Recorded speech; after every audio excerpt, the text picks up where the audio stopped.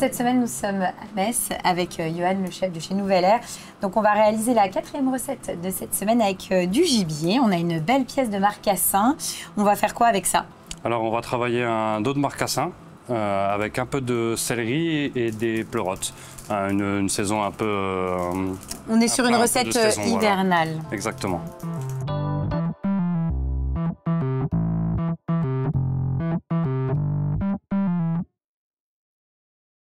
Donc là, on va mettre notre céleri. Tu avais déjà fait une première cuisson. Vous, à la maison, vous prenez du céleri, vous le coupez et vous le cuisez simplement dans un bouillon avec un peu de lait. Un peu de lait, un peu de bouillon. Toi, finalement, tu as fait déjà une première cuisson. Là, on le remet en chauffe pour après pouvoir le travailler à chaud. Exactement. Alors, c'est parti. Tac. Ça part. Et ça, c'est parti en cuisson pendant une bonne 10-15 minutes. Ouais. Ensuite, qu'est-ce qu'on fait, Johan? Alors ensuite, on va s'attaquer à notre fameux dos de marcassin, c'est ça? Donc là, on a notre dos qui est entier. D'accord. On appelle ça une selle, avec les filets mignons à l'intérieur. Oui. Et toi, tu vas utiliser le dos.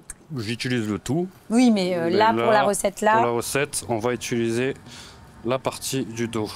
On vient délicatement... Le gibier, c'est quelque chose que tu aimes bien? Oui, c'est quelque chose qu'on trouve aussi, je trouve un peu rarement au restaurant de nos jours. C'est vrai qu'on a des beaux produits en France. Et ça, c'est du gibier français. Donc, on a donc une autant très belle fraîcheur et voilà, travailler un peu notre utiliser les terroir. produits qu'on a. Puis surtout que là, on est en période de chasse, donc effectivement, autant utiliser... C'est la période où on travaille un petit peu ces viandes. Oui, puis chaque saison a ses plaisirs et l'automne-hiver, avec la chasse, forcément, on peut avoir de belles pièces comme ça. On a les légumes d'hiver, on a les chasses, on a... Oui, ça se marie très bien en plus ensemble, quoi. Il n'y a pas de secret, la saison nous dit quoi travailler de toute façon et qu'est-ce qui marche ensemble. Et toi, j'imagine que tu utilises après, finalement, la carcasse pour faire tes faire la sauce, exactement. Ton jus.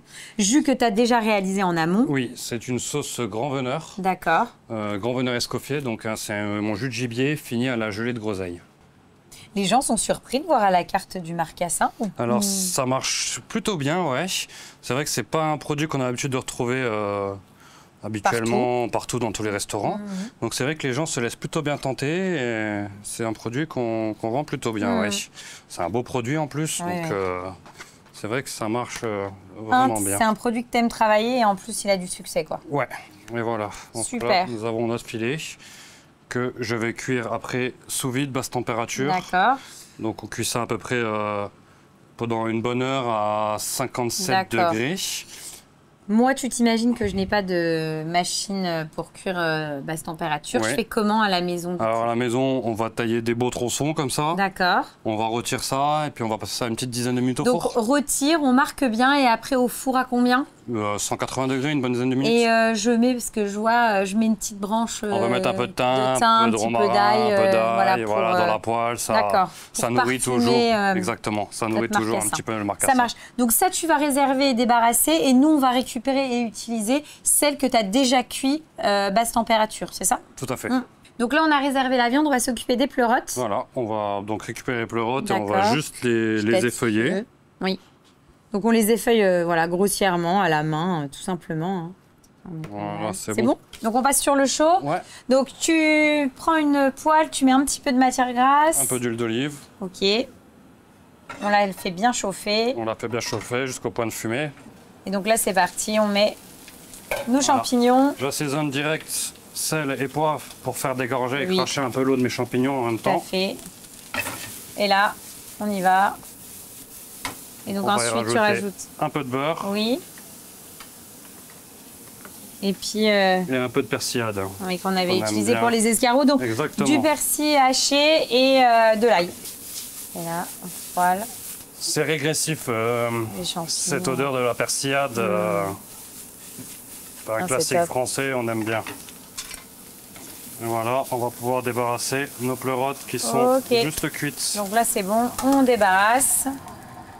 Parfait. Et après, on s'occupe de notre céleri? Exactement, on va pouvoir passer à mixer le céleri. Donc là, c'est bon. Et donc après, tu le mets tout simplement dans un mixeur. Ouais, dans un mixeur, un blender. Un robot coupe. Une petite noisette de beurre. Toujours un peu de beurre. C'est l'hiver, hein, un peu de beurre. faut que ça tienne au corps. Un peu de sel. Exactement. C'est bien parce que par contre, le jour où on vient faire des recettes en été, j'espère que ça sera plus léger en beurre. Hein. Ce sera plus léger en beurre. C'est vrai? Non, tu utilises plus d'huile. Tu fais un peu plus... Ouais, on va dire que les recettes, ça prête pas au même gras. Ouais, ça prête. Après, c'est vrai qu'on a beau dire n'importe quoi, mais je trouve que les légumes comme ça d'hiver, le céleri, la pomme de terre, ça boit beaucoup. Donc tu es obligé de mettre plus de gras en fait. Exactement, on aime bien le beurre. Tu es obligé de les enrichir. Là, tu veux quelque chose de super lisse. Exactement. Quelque chose de bien onctueux, bien crémeux, pas trop liquide. On mixe, on mixe, on mixe. Donc là, tu as mis un petit peu de matière grasse. Hein. On va maintenant qu'il a été cuit, saisir finalement nos marcassins. Tu les as donc cuits basse température. Hein. On a repris les pièces basse température. Et je rappelle qu'à la maison, eux, ils passeront justement par l'inverse. Ils trouvent tout de suite cette étape-là et ils terminent au four. Au four, 10-15 minutes. Pour le servir rosé, c'est meilleur. Ouais. Et toi, là, tu vas quoi? Tu vas juste le saisir ou tu vas quand même le passer un petit peu au four? Je vais le passer 2-3 minutes au four pour remonter la température intérieure. Donc tout est prêt. On va terminer donc de saisir notre marcassin. 2-3 minutes au four et après on dresse et on goûte. On y va, on dresse? C'est parti. Alors, on commence par quoi, dis-moi? On va commencer avec mon coulis. C'est un coulis de vin rouge aux érelles. D'accord. La réduction de ma cuisson des érelles. D'accord, donc tu fais cuire tes érelles. Voilà. Avec du vin rouge, du sucre. Ouais. Après, je les récupère, je les fais compoter. Donc, ce qui me donne une petite compotée d'érelles au vin rouge. Ouais, puis ça, en général... Et le jus, je le garde pour faire mon coulis. Nos pleurotes. Ça a l'air trop bon. Voilà. Là, donc, nous avons notre marcassin, une petite fleur de sel. Un petit coup de moulin à poivre. Un petit coup de moulin à poivre. Et ensuite, donc... Et on va venir le déposer joliment. Sur notre lit de pleurote. Sur le petit lit de pleurote. Notre purée de céleri. Une petite quenelle. D'accord. On va finir avec la sauce grand veneur. Oui. Donc avec le jus de gibier et finir la gelée de groseille. Et donc là, t'arroses. C'est la petite touche de gourmandise. Et voilà, on est prêt à déguster. Eh ben, on va tester ça. C'est parti. Allez, on goûte ça. La viande a l'air dingue. C'est vraiment délicieux. En plus, c'est vrai que c'est une viande qui est vraiment d'une grande finesse. Oui. Et en plus, tu sais, je suis allée récupérer un peu de sauce, un peu de pleurote et puis... un peu de jus d'érelle. Ouais, un peu de jus d'érelle. Alors, on est presque encore un peu dans les fêtes. Oui. Il y a des petites notes, je trouve, avec les érelles. Mais bon, on se régale. Même si Noël et Nouvel An sont passés, on est encore, en tout cas, dans ces recettes hivernales. Voilà. C'est réconfortant, ça fait plaisir, on se régale, donc top. Avec l'acidité de l'érelle, la rondeur de la sauce, ça équilibre le tout. Et ça casse le beurre de la purée aussi. Donc, trop bon. Voilà, on a un bon équilibre en bouche. On va terminer sur un dessert. Ouais. Le moment que je préfère. T'as prévu quoi? Alors, donc c'est un dessert à base de champignons. Donc c'est une ganache montée au Jean du Jard, pralin avec une glace cèpe pralin.